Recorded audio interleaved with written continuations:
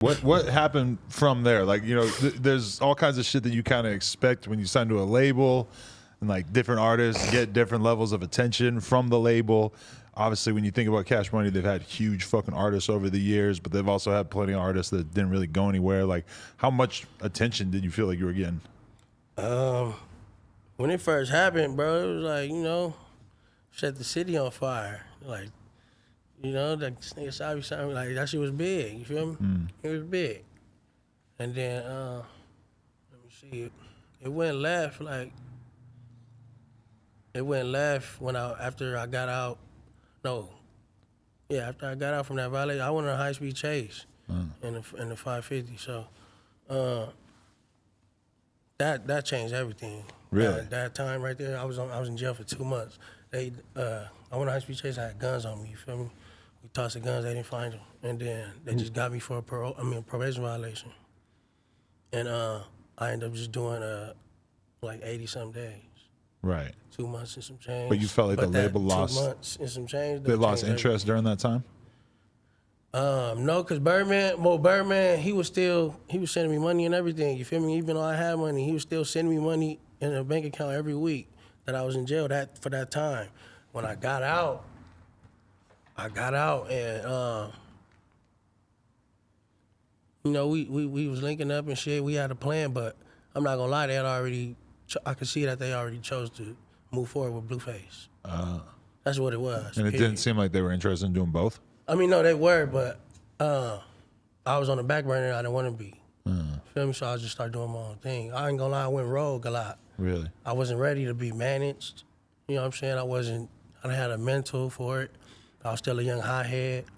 I didn't have none of the wisdom that I got now. I was nowhere near the person that I am now, like mentally.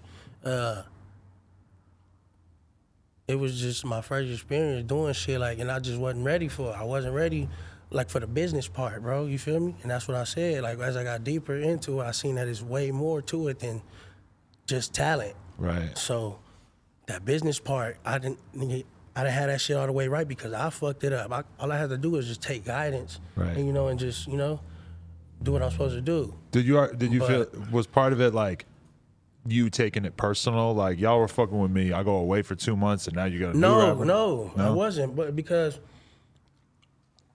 I'm not gonna lie, man, Wack is crazy, cuz he crazy on the set. Really? I love Wack, bro. I've never said nothing bad about Wack in my life. I bet you guys have gone back and forth a little bit, right? Bro, no. Have you seen me ever really say, like, go to anything where I talk about Wack?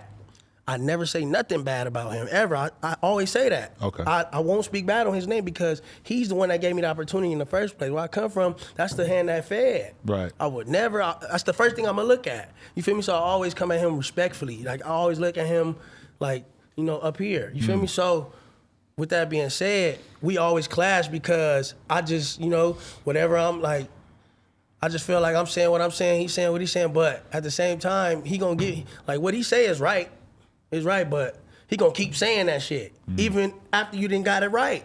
Like, damn, Wack, okay, I got it now. But Wack crazy, though.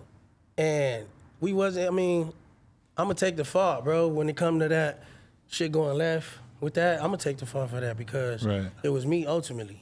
It was me ultimately. If you could live it again, would you have just sort of been patient? Yeah, I would have did it right. Because when you think about it from their perspective, at that moment, Blueface was already viral as fuck. So from a label perspective, it's like with you had a wave going, but they're gonna have to really like keep working on it. Man. Whereas like the Blueface thing was kind of just doing its own work at the time because he was just viral for all these different the shit with the mob. But it's not.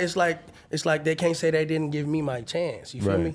They gave me my chance. We dropped a single, had Benny Boom shoot it, and all that. It was time for takeoff. We gonna go on a promo run, and I went on a fucking high-speed chase because I want to carry guns. It was my fault. Right.